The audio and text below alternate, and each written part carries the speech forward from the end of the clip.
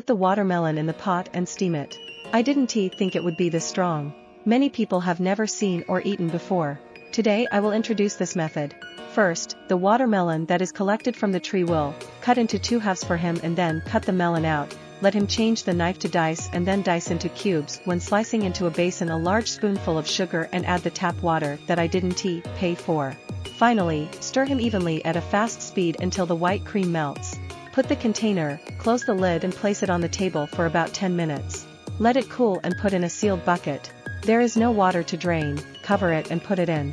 The refrigerator to store watermelons produced this way is sweeter and cheaper than the watermelons we buy in winter.